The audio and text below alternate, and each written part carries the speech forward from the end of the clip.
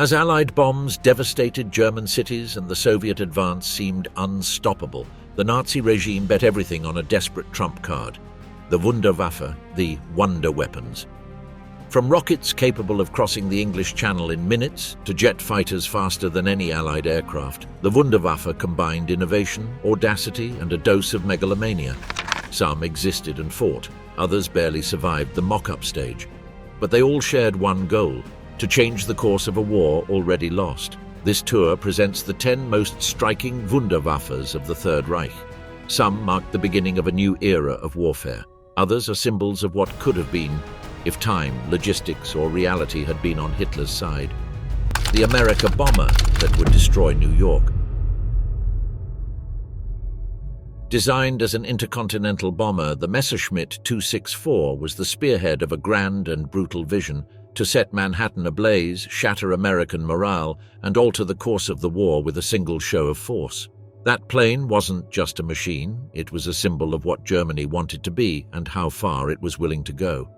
However, like many other Wunderwaffen conceived in the laboratories of the Reich, the May 264 couldn't escape reality. Scarce resources, shifting priorities, and an increasingly desperate war turned that dream into ruin.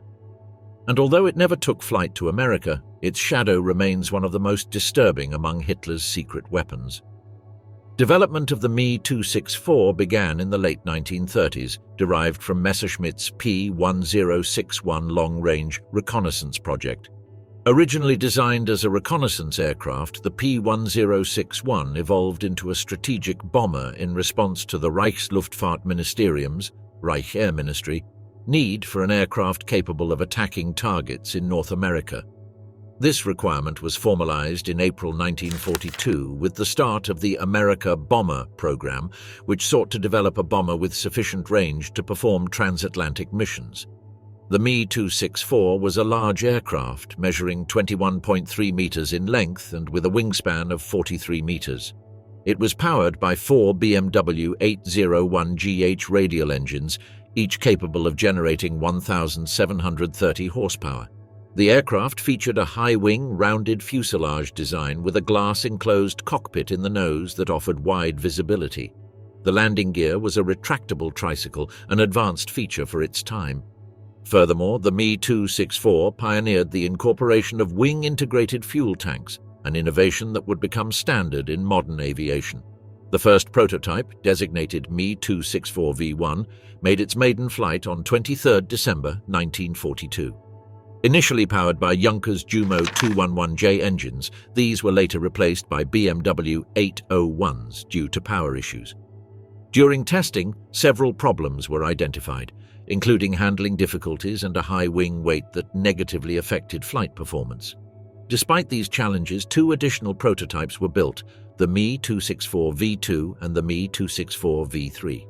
However, the V2 was destroyed in an Allied bombing raid in 1943 before completing its testing, and the V3 was never completed. The V1 also suffered significant damage during an air raid in July 1944 and was not repaired. As a result, the project was officially cancelled in September 1944. The Me 264 was designed to carry a considerable payload and had an estimated range of up to 15,000 kilometers, which would theoretically allow it to reach the east coast of the United States from Europe. However, in practice, achieving this goal with a significant payload and without in-flight refueling was unlikely. Solutions such as the use of takeoff assist rockets, RATO, and towing by other aircraft were considered, but none were implemented. The Me 264's defensive armament included several machine guns and cannons mounted in remotely controlled turrets and lateral fuselage positions. However, to maximize range and load capacity, the Me 264's armor and the number of defensive weapons were reduced, making it vulnerable to enemy fighters. The Me 264 project was also considered by the Kriegsmarine as a possible replacement for the Focke-Wulf FW-200 Condor for long-range maritime patrol missions. However, due to technical problems and the prioritization of other projects, this variant was not developed. Ultimately, the Me 264 never entered mass production or saw combat operations. Its development was hampered by technical problems, resource constraints, and shifting Luftwaffe strategic priorities. Despite this, the Me-264 represents a remarkable example of Nazi Germany's technological ambition and its desire to project power on a global scale. Although the Me-264 failed to achieve its goal of attacking American homeland, its design and the lessons learned during its development influenced the post-war evolution of long-range strategic bombers. The incorporation of integrated fuel tanks and other technical innovations of the Me-264 became standard features in modern aviation, leaving a lasting legacy in the history of aeronautical engineering. The rocket fighter. In the history of military aviation, there is no creature more fascinating, reckless, and tragically failed than the Messerschmitt Me-163 Komet. It was an otherworldly interceptor, a device straight out of science fiction that promised to change the course of the war from the skies. But like many of the so-called Wunderwaffe, the miracle weapons of the Third Reich, the Komet was a dizzying mix of technical genius, strategic desperation, and a terrifying disregard for the lives of those tasked with piloting it. The Me-163 was not an ordinary aircraft. It had no propeller or conventional jet engine. Its thrust came from a rocket engine capable of taking it from 0 to 1,000 kilometers per hour in seconds. Its sharp silhouette with no conventional tail made it look like a bullet with wings. It didn't climb, it ascended like a projectile. The pilots who flew it spoke of an experience comparable to being catapulted into the stratosphere. And indeed, that was what it did. Intercept Allied bombers from hidden bases, emerge like a fleeting apparition, attack brutally, and then glide back to Earth without an engine, without wheels, with no margin for error. It all began with a dream. By the late 1930s, engineer Alexander Lipishs had already revolutionized glider design with his tailless designs. The German Air Ministry RLM, intrigued by the possibilities of rocket propulsion, called him in to transform that dream into a weapon. Isolated, lacking material resources, Lipishs joined forces with Messerschmitt and transformed one of its experimental gliders, the DFS-194, into the prototype for what would become the Me-163. The first powered flight in 1941 at the hands of test pilot Heini Dittmar was a revelation. It reached over 800 kilometers per hour in horizontal flight and on one occasion nearly reached the speed of sound, facing for the first time the effects of compressibility that would make any pilot shudder. The result was so spectacular that the Luftwaffe was immediately enthusiastic. The Me-163B, the fighter version, was small, fast, and deadly. Armed with two 30mm Mk-108 cannons, it could destroy an Allied bomber in a couple of shots. In theory, nothing could stop it. It was faster than any escort fighter and so agile that no gunner could keep up with its movement. Its mission was clear: ascend like lightning, attack the bombers threatening German refineries, and disappear before the enemy could react. But that theory faced a merciless reality. Flying the Komet was suicidal. Its propulsion system used two extremely reactive liquids, T-Stoff, concentrated hydrogen peroxide, and C-Stoff, a mixture of hydrazine hydrate and methyl alcohol. Contact with them generated an explosive reaction, but any leak or impact could turn the plane into a fireball. Many pilots died without seeing the enemy, victims of leaks, runway explosions, or structural failures after brutal landings. Because the Me-163 had no wheels, it took off with an auxiliary gear that released after takeoff and landed on a metal ventral skid that transmitted the entire impact directly to the pilot's spine. The testimonies of those who flew it are a mixture of admiration, fear, and resignation. Rudolf Opitz, one of the program's first pilots, recalled how, after losing the takeoff gear, he had to land in the same position, a maneuver that had only been achieved once before. Lieutenant Colonel Wolfgang Spatz, commander of the test squadron, wrote of the experience as if it were a drug, a race to the death that nevertheless was impossible not to want to repeat. Flying the Komet was a unique experience, pure adrenaline. In seconds you went from being on the ground to seeing the world from 10,000 meters, but you knew that any mistake would kill you. The Me-163 officially entered combat in July 1944. In its first engagement, 6 Komets intercepted a formation of nearly 600 B-17 bombers. None were shot down. The speed that made them undetectable also rendered them ineffective. As they approached the bombers, they flew by so fast that precise aiming was almost impossible. The targeting systems were not designed for such speeds. Some flights tested an automated vertical firing system, the SG-500 Jagdfaust, which fired shells upward upon detecting the bomber's shadow on the fuselage. It worked, but it was too late.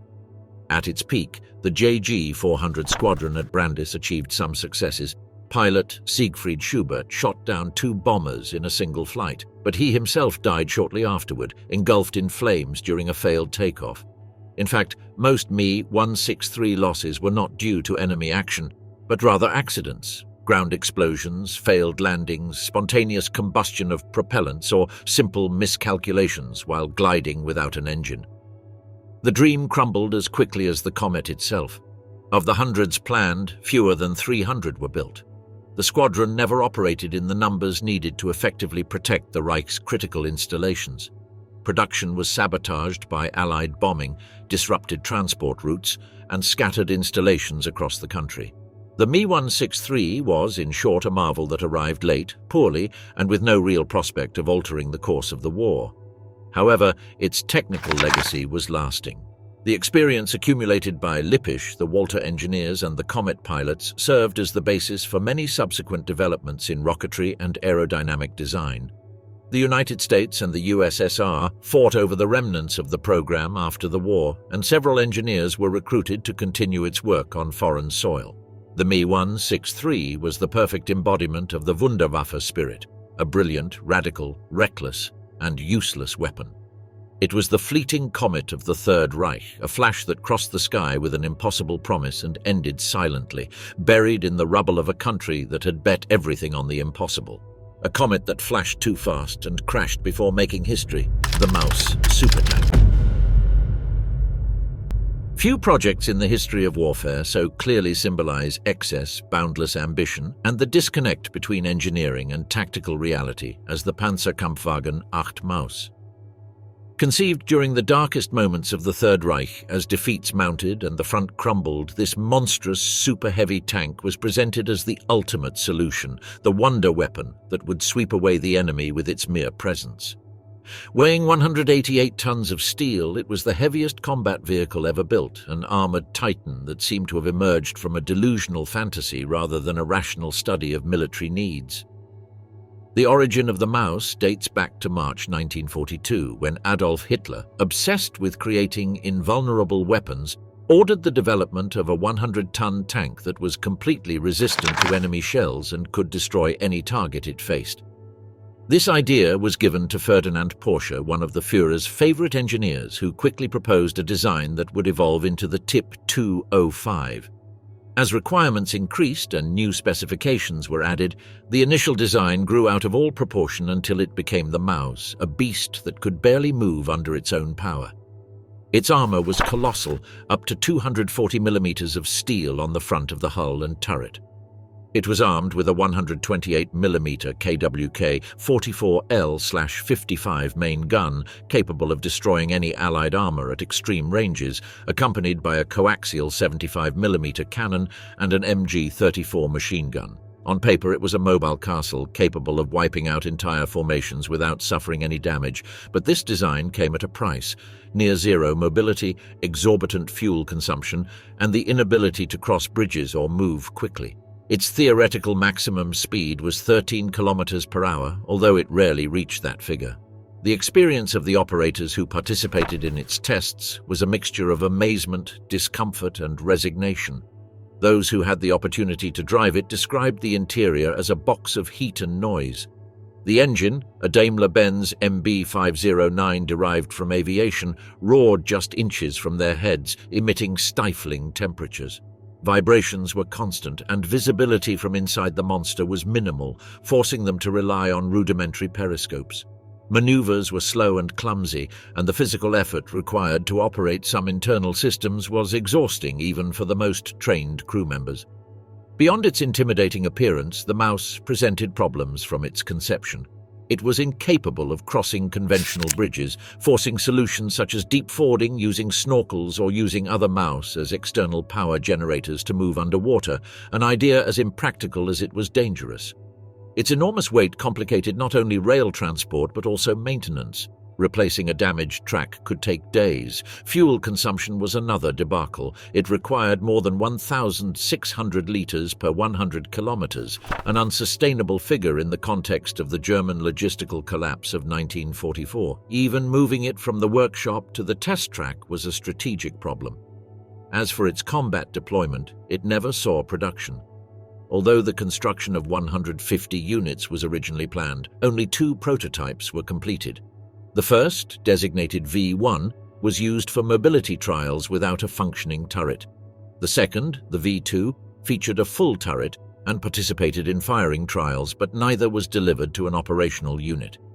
In the final days of the war, as Soviet troops approached the area where they were stored, the Germans attempted to destroy both vehicles to prevent their capture. The V1 was partially dismantled, but the V2 was captured by the Red Army, which transported it to the Soviet Union for study. Today, a reconstructed version of both prototypes can be seen in the Kubinka Museum. The failure of the Maus was absolute but profoundly revealing. It was a product of a strategic mindset disconnected from the reality of the battlefield.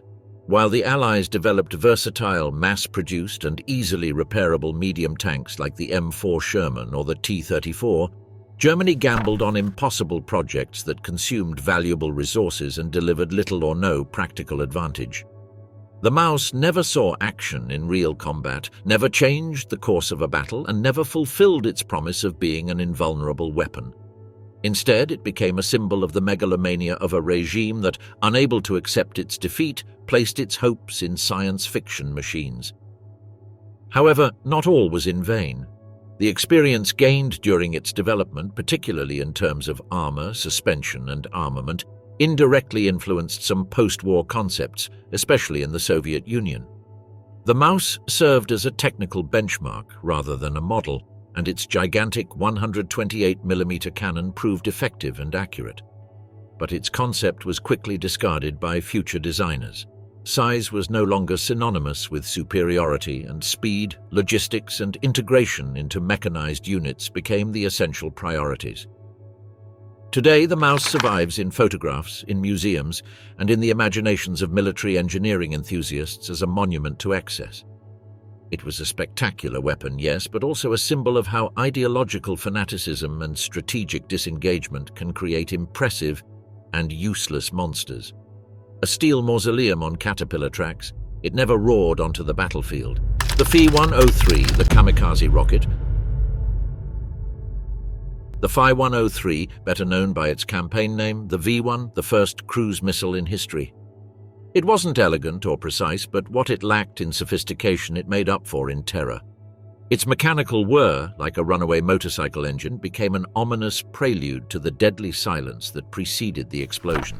Designed by Fieseler with technical support from Argus, the company responsible for the Argus as 014 pulse jet engine and coordinated by the Reich Air Ministry, the V1 was conceived as a weapon of mass retaliation. Germany had begun to lose air control over Western Europe, and following intense British bombing raids on cities such as Hamburg, Düsseldorf, and Berlin, Hitler demanded a weapon that could strike back without relying on the increasingly weakened Luftwaffe. The Phi-103, officially classified as a Flugbombe, flying bomb, was a pragmatic solution. It was about 8 meters long, had a wingspan of 5.3 meters, and weighed over 2 tons, of which almost 850 kilos were explosives. Its engine pulsed, creating a rhythmic and distinctive vibration. It had a range of around 250 kilometers, and it reached speeds of up to 640 kilometers per hour, flying at low altitudes. Enough to avoid some radars, but not the most modern Allied fighters or anti-aircraft guns. Its navigation system was rudimentary but functional: a gyroscopic autopilot, a barometric altimeter, and a revolution counter on the front propeller that, upon reaching a preset number, cut the engine and sent the bomb into a dive. At that moment, the characteristic hum ceased, and silence was the final warning. The first operational launch took place on June 13, 1944, just a week after D-Day. Its target was London. From platforms in northern France, particularly the Pas-de-Calais region, the V-1s were fired in waves. Over the next 3 months, more than 9,500 V-1s were launched against southern England. Only about 2,400 reached their target. The rest were shot down or fell due to mechanical failure, but even so, the damage was enormous. More than 6,000 dead, tens of thousands wounded, and a terrified civilian population. London wasn't the only target. When the Allies liberated northern France and destroyed the launch pads, V-1s began to be dropped from modified Heinkel He 111s, transforming the bomb into a long-range aerial weapon. Thus, Antwerp, Liège, and Brussels became priority targets, seeking to halt the Allied advance and demoralize the rearguard.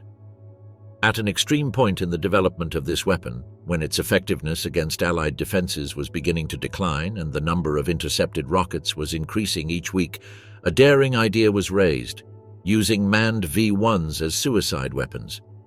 This is how the Sonderkommando was born. Leonidas, a unit integrated into the Special Squadron KG-200, famous for its secret missions and unconventional operations. This group was proposed by Otto Skorzeny and approved by Luftwaffe Chief Hermann Göring, although not without internal tensions. At first, the plan was not well received. The voluntary sacrifice of pilots went against National Socialist idealism, which valued the life of the German soldier as a symbol of the future of the Reich. However, the desperation of the moment made it acceptable. The aircraft were modified to include a cockpit on top of the Phi 103 fuselage, known as the Fieseler Phi 103R Reichenberg. Several prototypes were built and volunteer pilots were trained, mostly young men recruited with the promise of serving the Reich with a supreme act of heroism. They never saw combat. Technical difficulties, ethical concerns, and a lack of concrete results delayed their deployment. The Sonderkommando Leonidas remained more of a symbol of the Reich's final despair than an operational unit. Unlike the Japanese kamikaze, the German one wasn't used en masse, but the mere idea was enough to illustrate the level of radicalization that had been reached. Despite its innovative design, the V-1 had multiple weaknesses. It was relatively easy to detect by radar, flew at subsonic speeds, and followed a predictable trajectory. Therefore, the British implemented a layered defense. Fighters like the Hawker Tempest, Spitfire the 413th, and Mosquito specialized in intercepting them. Some even managed to tip the V-1s over in the air with the wings of their aircraft so that they would not explode when fired. Anti-aircraft batteries were also deployed along the expected route, and tethered balloons were used to divert the bombs.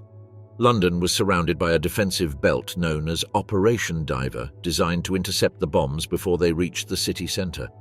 In parallel, Allied commandos destroyed many ground-based launch sites, especially during Operation Crossbow. The effectiveness of the V-1s thus diminished, but their psychological impact remained. The possibility of a bomb falling on a home, school, or hospital without warning was devastating. The Phi 103 was an intermediate weapon between a conventional bomb and a modern missile. Its technical heritage is undeniable. The concept of a cruise missile with autonomous navigation and remote launch was developed from this model. The German engineers who worked on its development were later recruited by the United States and the USSR as part of Operation Paperclip, kicking off the missile race that would define the Cold War. In moral and political terms, the V-1 marked a turning point. It was the embodiment of automated terror. A bomb that didn't require a pilot, couldn't distinguish military from civilian targets, and whose sole mission was to instill fear. The V-1, with its pulsing engine and unsteady flight, was a harbinger of the future, a symbol of how modern warfare was beginning to dehumanize, to rely on machines programmed to kill without judgment. For Londoners in 1944, its sound was the lurking death, a mechanical symphony of German defeat. And for the Nazi regime, it was a last-ditch gamble, more desperate than effective, in a war that was already lost. The Phi 103 didn't win the war, but it sinisterly defined what the next one would look like: the submarines of the future. As the balance began to tip irreversibly in favor of the Allies, the Third Reich placed its last bets on a series of revolutionary weapons that promised to change the course of the conflict. Among them, one stood out for its technological audacity and its potential to redefine naval warfare: the Type XXI U-boat, also known as the Electroboot. It was not simply an improvement over previous models, but a true departure from everything that had been understood until then as a submarine. Until the appearance of the Type 21, German U-boats were essentially surface vessels capable of submerging for limited periods. Their underwater endurance was short, their speed reduced, and they had to surface every few hours to recharge batteries, which exposed them to the growing power of Allied anti-submarine aircraft. The Electroboot, on the other hand, was designed from the ground up as a true long-submergent submarine capable of operating for days without surfacing, moving quickly submerged, and launching attacks before being detected. Its arrival represented not only a technological advance, but a new strategic concept. The emergence of the Type 21 was a desperate but visionary response to the impending defeat. In 1943, after the devastating setbacks of the Battle of the Atlantic, the Kriegsmarine realized that the conventional model of submarine warfare was exhausted. Losses were immense.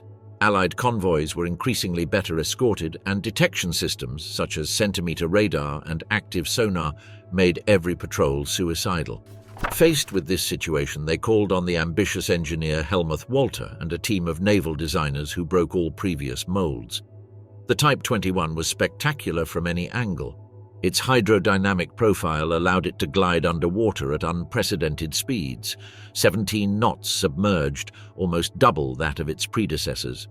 Its hull was completely welded, eliminating the rivets of previous models, and it featured 372 batteries that powered powerful electric motors capable of keeping the submarine submerged for 60 to 75 continuous hours, depending on speed. The installation of a snorkel allowed it to operate its diesel engines underwater, taking in air and expelling gases without having to surface. For the operators who boarded the Type 21 during testing or the rare active patrols, the feeling was one of awe and respect. Many veteran sailors felt as if they had gone from driving a 1920s car to piloting a jet aircraft. The internal space was larger, the automation superior, and the level of technical sophistication astounding. The rapid torpedo reloading system allowed 6 shells to be fired in less than 20 minutes and a full reload in a quarter of that time. Furthermore, for the first time, crew members could attack without exposing themselves, detect, approach, fire, and evade without surfacing, all from the silent world of the ocean floor. But the Type 21's technical spectacularity was overshadowed by a harsher reality. The war was being lost and time was running out. The mass construction of the Electroboot was a titanic but poorly planned effort. A modular production system was implemented in which different parts of the submarine were manufactured by companies scattered throughout the Reich and then assembled in shipyards such as Blohm and Voss. In theory, this would allow for faster manufacturing. In practice, it led to coordination problems, poorly finished parts, faulty welds, and enormous delays. Furthermore, sabotage by forced laborers and prisoners in factories, a form of silent resistance, introduced deliberate flaws that were not always detected in time.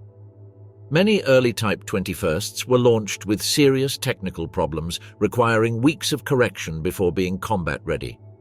Although 118 were built between 1944 and 1945, only 2 actually flew combat patrols, U-2511 and U-3008.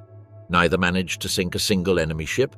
U-2511, under the command of Captain Adalbert Schnee, departed Norway for the Atlantic in April 1945.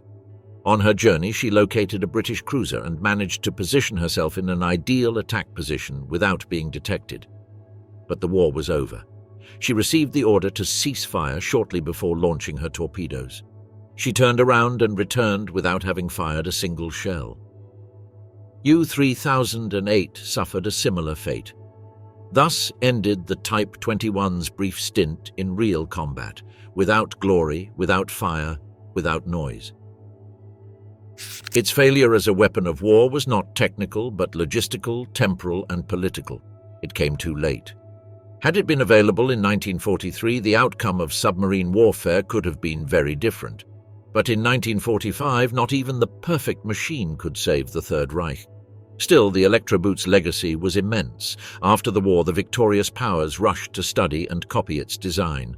U-3008 was incorporated into the US Navy, while several incomplete units served as models for the Soviets.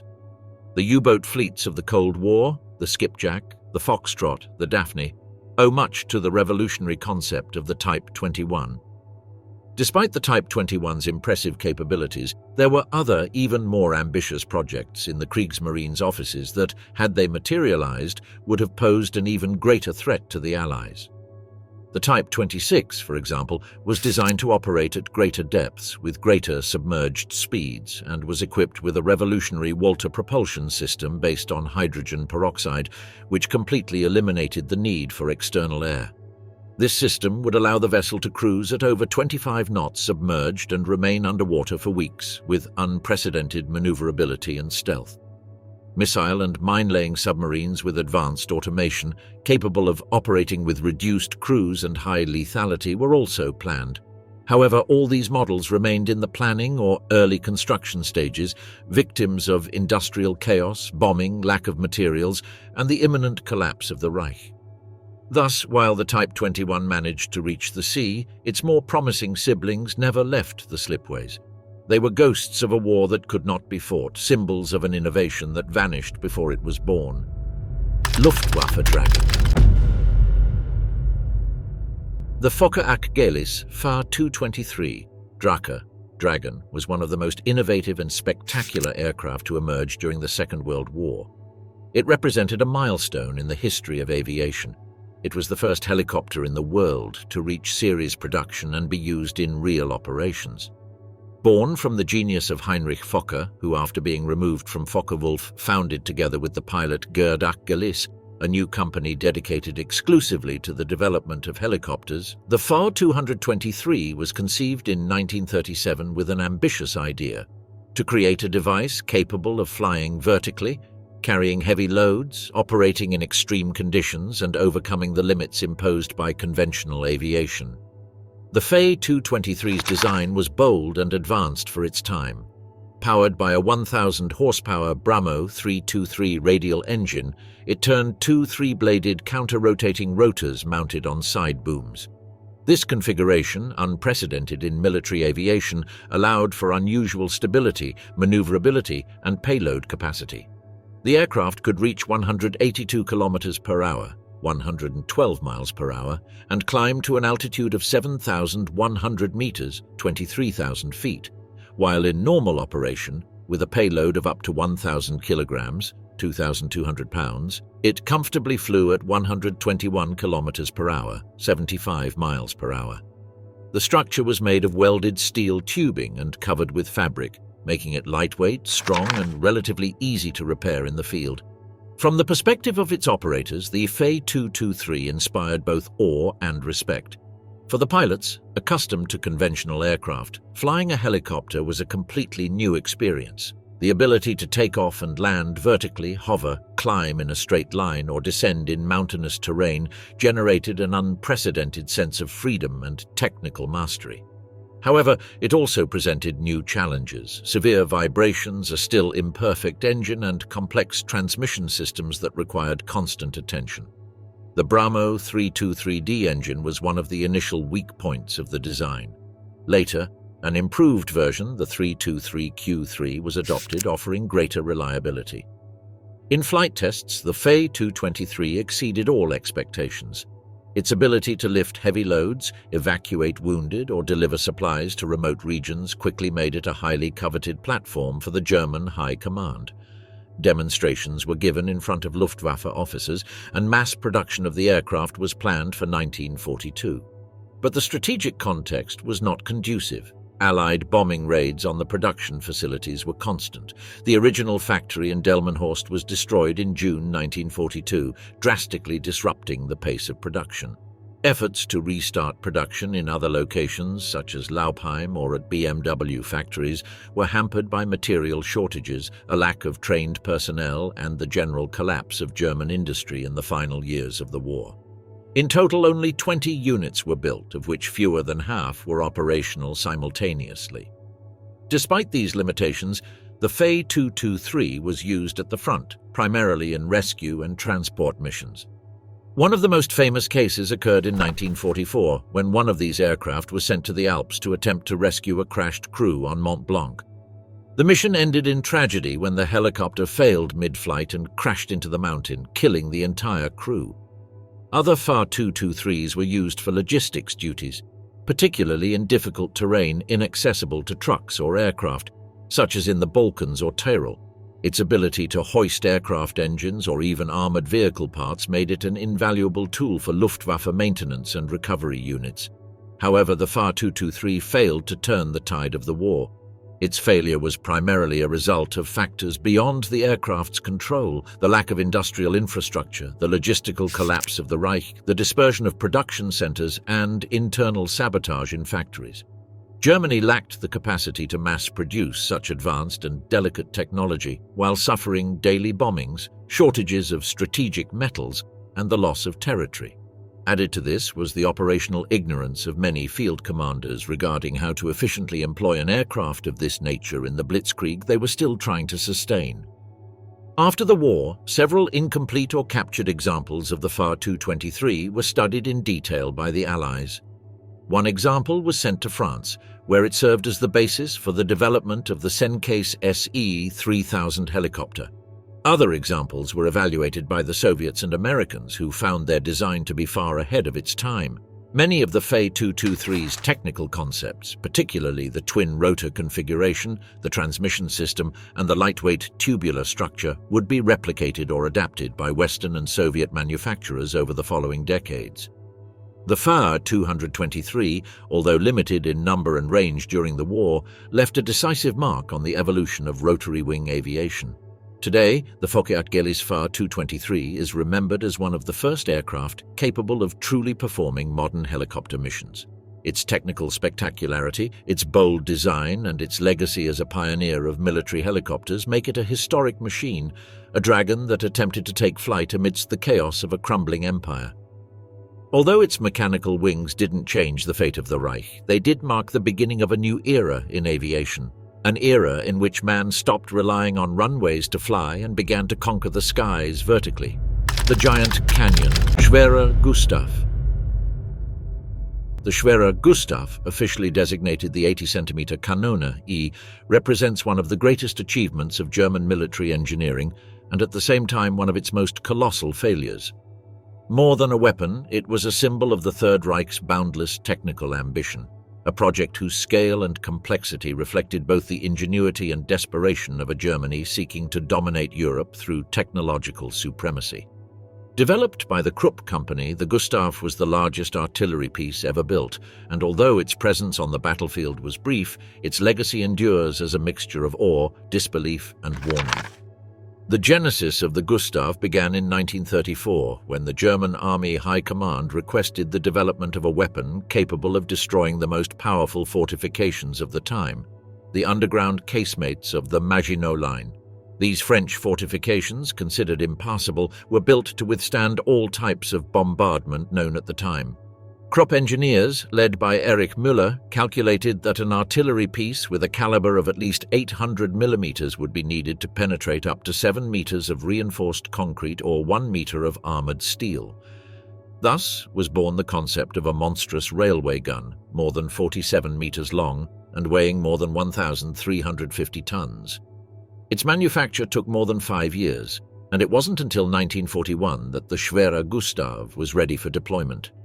Due to its size, the weapon had to be transported in 25 pieces by train, assembled on site using special cranes, and supported on a double-track railway specially built to support its weight. Complete assembly required more than 250 specialists and took between 3 and 6 weeks, depending on ground conditions.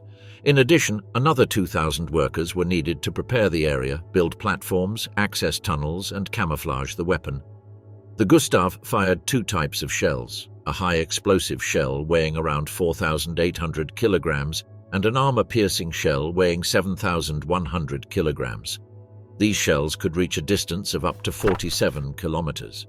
The recoil was so massive that it had to be absorbed by the entire train, and each shell required a powder charge of up to 2,200 kilograms.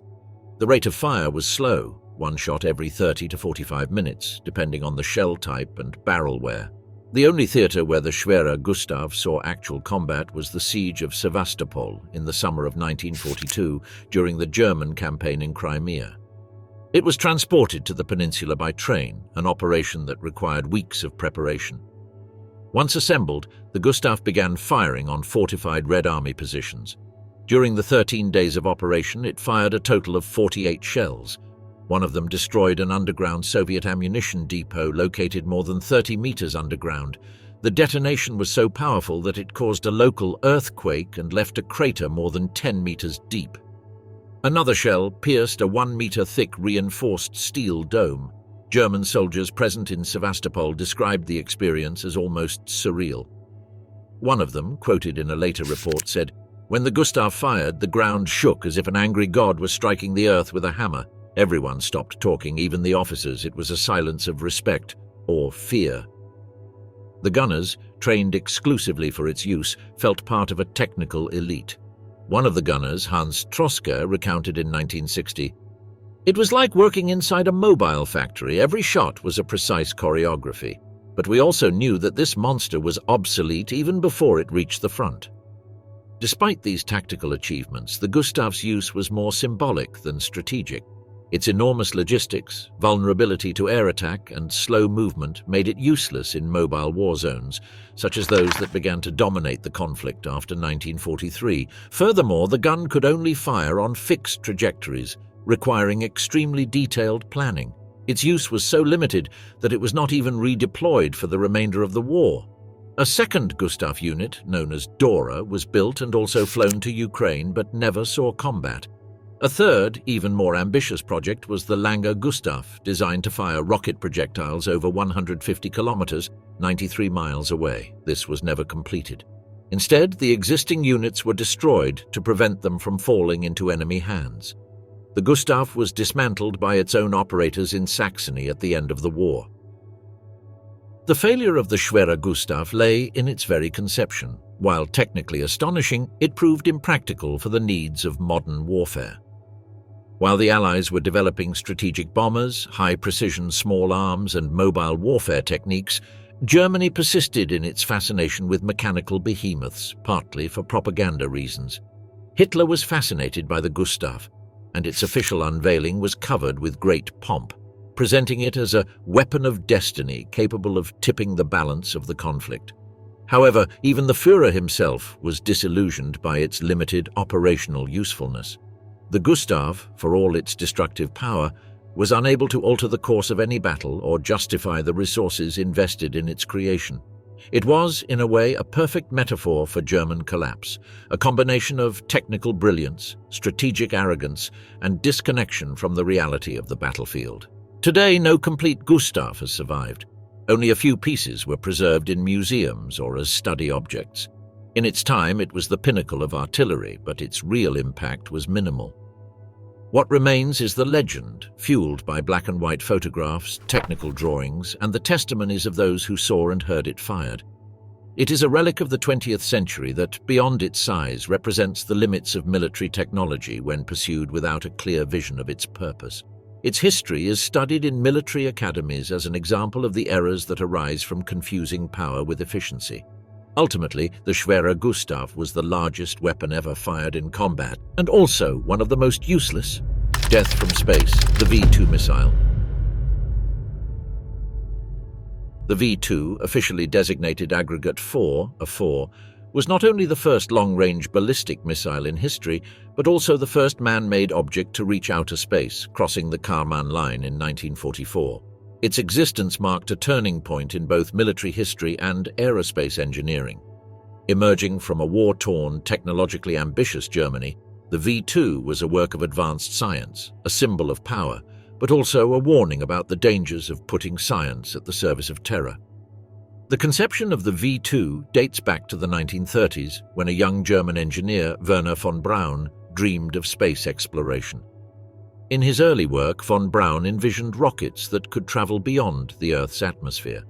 However, it was the German army that saw the war potential of these ideas and funded the development of a revolutionary weapons system.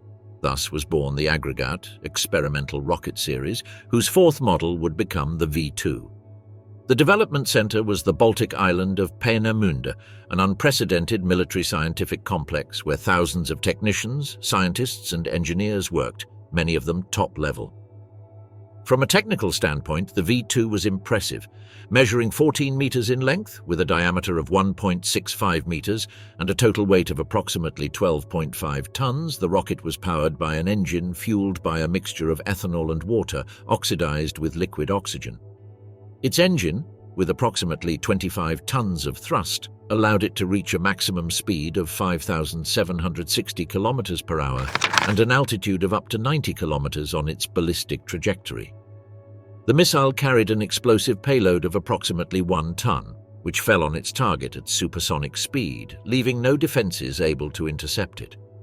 This quality made it the most advanced and feared weapon of its time. However, the V-2's spectacular nature lay not only in its destructive capacity, but in what it meant for future technology. For the first time, a device had surpassed the atmosphere, symbolically marking the birth of the space age. Many of its developers were aware of this. Although von Braun knew he was building a weapon, he never concealed his true objective, reaching space. In fact, in his post-war statements, he confessed, "My interest in rocketry was always to explore space. The fact that my rockets would function for military purposes was something imposed by circumstances." This sentiment was shared by several of his collaborators who, caught between duty and ideal, viewed the potential of their creation with fascination, but also with sadness at the use to which it was being put. Meanwhile, at the other end of the spectrum, there were the forced laborers of the Mittelbau, Dora concentration camp, who were brutally exploited to manufacture V-2 parts in inhumane conditions. The rocket's production cost the lives of more than 20,000 people, more than all the victims the V-2 caused in combat.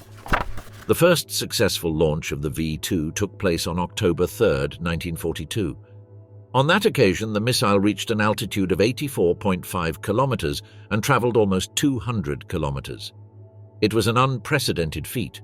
Hitler, initially skeptical of the program, was impressed and ordered mass production. However, mass production of the V-2 proved extremely complex. Each unit required scarce materials, precise processes, and highly sophisticated logistics.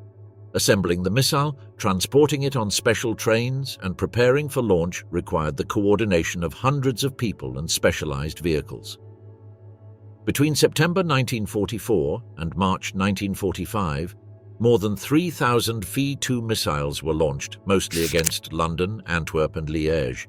London was hit by more than 1,300 missiles, killing around 2,700 people and injuring more than 6,500. Antwerp received around 1,600 missiles, causing another 1,700 deaths. The terror was absolute. The missile could not be detected or intercepted. It fell silently, and the first sign of its arrival was the explosion. There were no sirens or shelters to prevent its impact. For the civilian population, the V-2 symbolized total war, divine punishment, science transformed into apocalypse. In strategic terms, however, the V-2's impact was limited. Although it caused significant material and psychological damage, it did not alter the course of the war. Its accuracy was insufficient for specific military targets, and its cost was immense. Each missile cost as much as a fighter jet, and its production required far more human and material resources. But for the Nazi regime, its propaganda value justified the effort. The V-2 was presented as a Wunderwaffe, a miracle weapon that would demonstrate that Germany could still reverse its fortunes in the conflict. Paradoxically, the V-2's true triumph came after the war. Both the United States and the Soviet Union understood that the rocket was the key to the future. Both launched operations to capture as many of the missiles as possible, and above all, their creators. Von Braun and his team were captured by the Americans, taken to Texas and then Alabama as part of Operation Paperclip. In the United States, von Braun was instrumental in the development of the Redstone, Jupiter, and Saturn V missiles. The latter would be the vehicle that would take man to the moon in 1969. For their part, the Soviets also recovered German rockets and designers who helped develop their own ballistic missiles and early space rockets, including the R-7, the predecessor to the Vostok that carried Yuri Gagarin into space. In other words, without the V-2, the space race of the 1950s and 1960s simply would not have been possible. The technology that once descended on London with a fury was now lifting cosmonauts toward the stars. The testimonies of the technicians who worked on the V-2 after the war reflect this duality. For many of them, the military era was an imposed distortion. "We didn't build a weapon, we built the future. What others did with it wasn't our decision," said one of von Braun's assistants in a 1970 interview. This view was harshly criticized by those who pointed out that moral responsibility cannot be so easily evaded. On a technical level, the V2 laid the foundations for intercontinental missiles, space shuttles, inertial navigation, and liquid-fueled propulsion. Its design was studied for decades and is still considered a masterpiece of engineering. The V2 was the first human-made object to achieve suborbital flight, exceeding 80 kilometers in altitude, an achievement as impressive in 1944 as it was symbolic in human history. In conclusion, the V2 was an extraordinary creation in a tragic context. Its spectacular nature lies not only in its size, range, or precision, but in its significance. It was a creature born of war, escaping gravity before humans could do so on their own. It was both a weapon of terror and a seed of the future. Its failure as a weapon is indisputable. Its success as a scientific milestone is undeniable, and its story reminds us that science in the wrong hands can turn into a nightmare, but it can also become the first step toward the stars. Lipishs mini rocket. The Lippisch P-13A was one of the most daring and radical projects conceived by Nazi Germany in the final years of World War II. Designed by engineer Alexander Lippisch, this coal-fired, delta-winged, ramjet-powered supersonic interceptor represented a combination of technological desperation and futuristic vision. Although it never flew, its design influenced the development of supersonic aviation in the post-war period. Alexander Lippisch, a pioneer in delta-wing and tailless aircraft design, had previously worked on the Messerschmitt Me 163 Komet, the first operational rocket aircraft. However, the limitations of the Me 163 led Lippisch to explore new configurations. In 1944, at the Vienna Aeronautical Research Institute, he developed the P-13A, a tailless delta-wing interceptor powered by a pulverized coal-fired ramjet. The P-13A's design was revolutionary, a delta wing with a 60-degree sweep angle, no tail surfaces, and the cockpit integrated into a large vertical fin. The fuselage was constructed primarily of wood and steel, materials readily available in resource-poor Germany. The aircraft lacked conventional landing gear, using instead a ventral skid for landing and a jettisonable trolley for takeoff. The P-13A's propulsion was based on a Kronach-Lorin ramjet, which used pulverized coal as fuel. The coal was placed in a rotating mesh basket inside the engine's air duct. Once the aircraft reached a minimum speed of 320 kilometers per hour, 200 miles per hour, the coal was ignited by a gas burner, generating hot gases that were expelled through the rear nozzle, providing the necessary thrust. This system allowed a theoretical speed of up to Mach 2.6, approximately 2,600 kilometers per hour. Due to the shortage of liquid fuels in Germany toward the end of the war, using coal as fuel was a pragmatic solution. Although the propulsion system was complex and experimental, wind tunnel testing indicated that the design was aerodynamically viable and stable at high speeds. The P-13A was conceived as a short-range interceptor, intended to attack Allied bomber formations. Initially, it was considered that the aircraft would not carry conventional weapons, relying on its reinforced structure to ram enemy aircraft. However, it was later proposed to equip it with automatic cannons, such as the 30mm Mk-108, to increase its combat effectiveness. Despite design advances, the P-13A never made it past the prototype stage. A full-scale glider, the DM-1, was built to test the design's aerodynamic characteristics. However, the war ended before testing was completed. The DM-1 was captured by US forces and sent to the United States, where it was evaluated by the National Advisory Committee for Aeronautics, NACA, the forerunner of NASA. Studies of the DM-1 contributed to the post-war development of supersonic aircraft. The Lippisch P-13A represents an extreme example of technological innovation driven by wartime desperation. Although it never entered service, its design influenced the development of delta-wing aircraft and the exploration of alternative propulsion systems. The vision of Lippisch and his team left a lasting mark on aviation history. The wonderful fighter, the Me-262. The first operational jet fighter in history had a sharp silhouette and roaring engines that represented an unprecedented technological leap, a vision of the future amid the collapse of the present.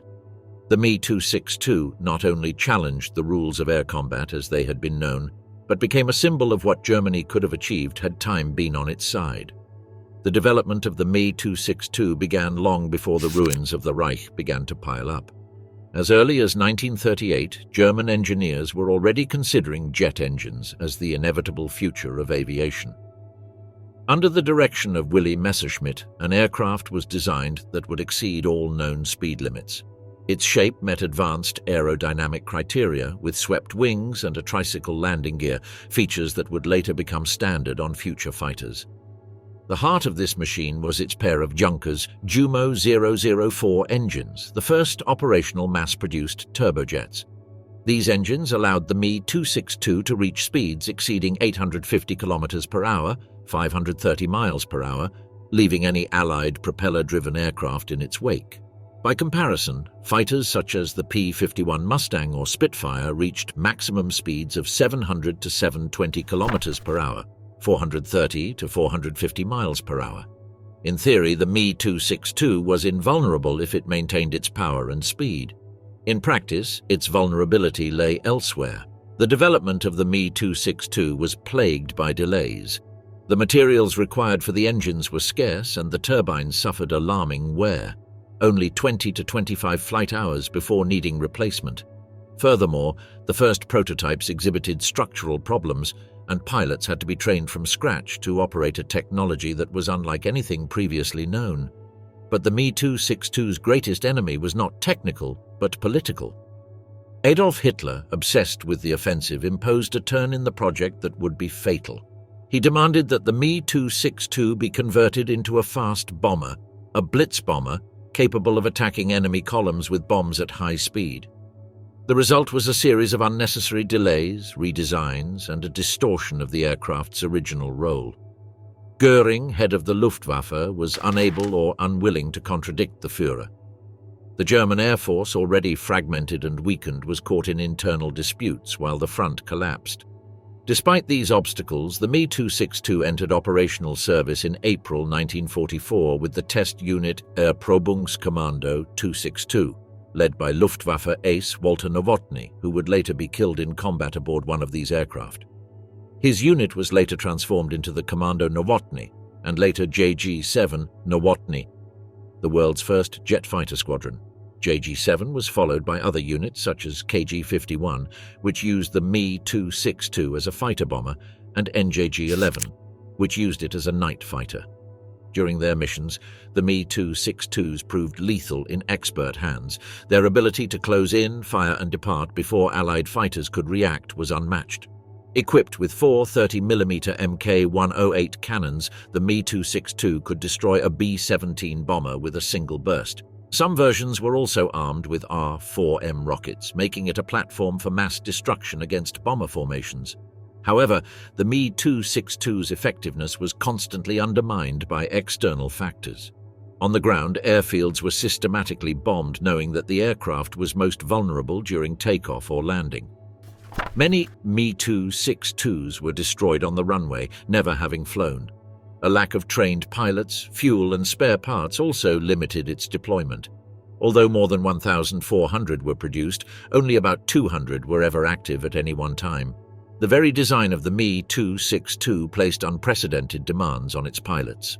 Accustomed to propeller-driven flight, many found it difficult to adapt to the jet's slow throttle response, voracious fuel consumption, and speeds that left little margin for error. Nevertheless, among the pilots who flew it, the Me-262 generated a mixture of respect, fascination, and fear. It was a powerful machine, yes, but also capricious and dangerous. For some, like Adolf Galland, the Me-262 was the weapon that could have turned the tide of the war if used properly. Luftwaffe fighter commander was one of the staunchest advocates of using the Me-262 as a pure fighter rather than a bomber. His clashes with Göring and Hitler over this issue cost him his job, but he was later put in command of an elite unit, JF-44, which brought together veteran aces to operate the Me-262 from bases in Bavaria. With its motto, Die Experten, The squadron included aces such as Heinz Speer, Gerhard Barkhorn, and Galland himself, who achieved significant kills in desperate combat against Allied aircraft. The accounts of Me-262 pilots generally agree on one thing: the aircraft was an astonishing feat of engineering, but it arrived too late. In later interviews, many expressed frustration at seeing its potential wasted on pointless missions or due to poor political decisions. Inadequate training, collapsed logistics, sabotage, and constant attacks on bases made its effective use en masse almost impossible. Despite this, during its few months in service, the Me-262 managed to shoot down more than 500 enemy aircraft, mostly heavy bombers. The aircraft was not without its problems. Its engines were sensitive and dangerous. Startups required meticulous procedures, and it was common for one or both engines to explode if mishandled. Maneuverability was limited at low speeds, and in close combat against fighters like the P-51, the Me-262 could be overpowered if caught unaware. But if it maintained its speed, it was virtually untouchable. The presence of the Me-262 also had a psychological effect. Allied pilots reported untraceable German jets capable of darting in and out of formations.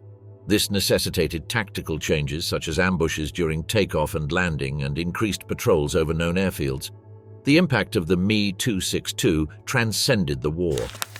Its design directly inspired entire generations of jet fighters. Post-war aircraft, both in the United States and the Soviet Union, took the German model as their basis. The F-86 Sabre, the MiG-15, and many others adopted similar configurations, confirming the Me-262's pioneering role. In terms of doctrine, its appearance also forced a rethinking of the entire concept of air superiority, interception, and combat at supersonic speeds. In retrospect, the Me-262 symbolizes Nazi Germany's central dilemma in World War II: remarkable technical capability squandered by irrational strategic maneuvering. What could have been an instrument of air dominance ended up being an icon of too little too late. Hitler's mistakes in forcing its conversion into a bomber, a lack of coordination between industries, a shortage of materials, and constant enemy pressure prevented this jet fighter from unleashing its full potential. But history has vindicated it. Today, the Me-262 is remembered as a milestone, a creature ahead of its time that flew over the rubble of a crumbling empire. The museums that display it show not just a war machine, but a message. Even in despair, innovation can emerge. And in the case of the Me-262, that innovation came with speed, power, and the shadow of what could have been a revolution, had time and logic been on Germany's side. For the pilots who flew it, it was an untamed beast, a final roar of a Luftwaffe on the brink, an unfulfilled promise of victory amid the burning skies of Europe.